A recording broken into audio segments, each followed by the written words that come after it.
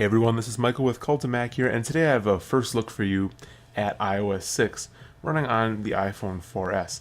Now this is a beta, so it's only available to developers, so most of you won't be able to download it, but here's just a little feature preview if you want to see what it's like before it comes out. So first of all, you might notice a couple different changes here, most notably the Maps application. It's been completely redone, and it's now built on Apple's own custom mapping interface. So you can see here we have a map, and if we pinch to zoom in, you can tell that it looks a lot different already. There's a lot of changes and a lot of the maps basically look different because they're no longer based on Google Maps. So let's go to New York, for example, to see what the new maps really look like. If we switch over here to satellite and bring it back, it'll reload in a new satellite view, and we can zoom in here and zoom in. But now if we switch over to 3D view, which is the new view, you'll see the new maps in 3D, and this is really actually pretty remarkable. You can see maps just as they would look in 3D. And this isn't the best example here, and the connection's a little bit slow, so it's hard to tell.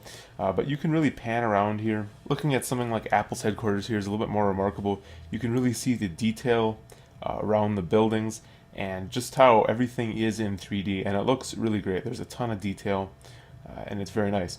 So that's pretty much the Maps application. Now we also have this new app called Passbook. And Passbook I haven't really set up yet or played with around, but basically you can store all different types of things in your passbook. So like it says, boarding passes, tickets, store cards, and coupons.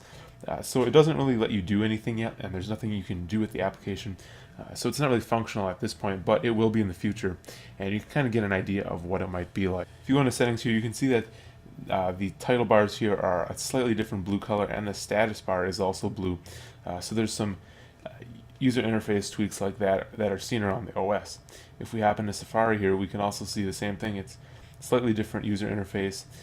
Now there's also a full screen mode. So if we switch into landscape, we can hit this button here and go full screen. Now Siri has also received some tweaks. So now, for example, I can say, what was the score on the last Giants game? The Giants were bested by the Rangers yesterday. The final score was 5-0. So something like that, it's just a lot of different tweaks with Siri, and I'll have another video coming up soon that'll have more in-depth look at Siri, and also with it on the iPad. So that's the kind of the tweaks to Siri.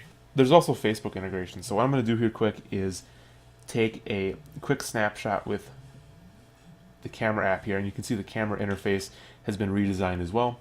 And now if I go into Photos, I'm going to go into the camera roll and select here, and now you'll see this new sharing menu, and I'll hit Facebook, and what I'll be able to do from here is log into Facebook, and I'm not going to do that at this point, but I can log into Facebook and share it from there, and you can see how the menu would look. Photo stream can also be shared now, so if I hit the share button once again and I select photo stream, you can see that I can share this photo stream with somebody, and I can make this a public website, and I can put in a name like that, and I can share the photo stream. Weather has also been redesigned. You can see it looks slightly different now. It's a little bit cleaner, and the interface is a little bit nicer. Game Center has also been slightly changed around a little bit. It looks a little bit different. You have a couple more tabs down here. Not only do you have friends in games now, you also have challenges. I don't have any challenges set up. I haven't really quite looked into that yet, but you'll be able to do challenges between different players. Another new thing Apple is touting is redesigns to the App Store as well as the iTunes Store. So if we go into App Store here, you can see that there's a black user interface now. It looks a little bit different. The content is mostly the same, but things like the title bar and the navigation is slightly changed around, and you can see that it has a new black interface. Another thing I noticed within the phone app, the dialer is different. It's now white, so just a little tweak, but something interesting. Mail now has this VIP feature, and if I go into here, I can add a VIP. Now, unfortunately, if I show you how that process works, I'll have to reveal all my contacts, so I'm not going to show you that. But basically, you just select items from your contacts list to make VIPs so that you can identify important people. The music app now looks a lot like it does on the iPad with that white user interface. A lot of people don't necessarily like it, but it does look a little bit nicer in my opinion, and it's something different from the stock interface we've always seen.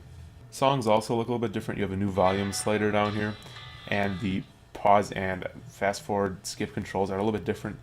The album art is still in the same place, but everything looks a little bit cleaner, a little bit different. You can also do AirPlay from here, as well as rate songs just like you normally would be able to. There's also a couple new features that I really can't show you here, mainly FaceTime over 3G, as well as a couple of different enhancements to the phone app.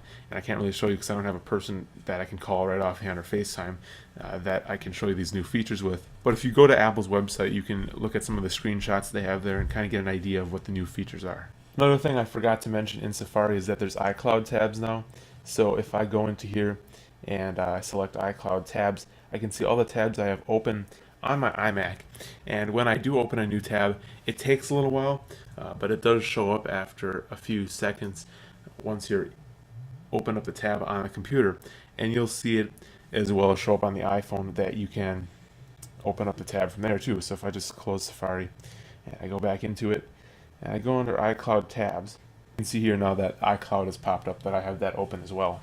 There's also some increased accessibility features. So if I go into settings here and I go under general and accessibility, I have some more support for hearing aids as well as guided access. There's a lot of stuff here, and I'll take a separate video to go through all of this, but for right now you can just see there's a ton of new features.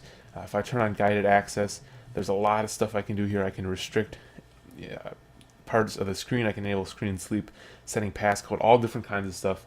I'll have a separate video dedicated just to that. So that's about all that I've found just for right now, but if you see anything that I missed or anything like that, make sure to leave a comment about it. This is just kind of a first look at iOS 6 beta. This is Michael with Cult of Mac. Thank you for watching.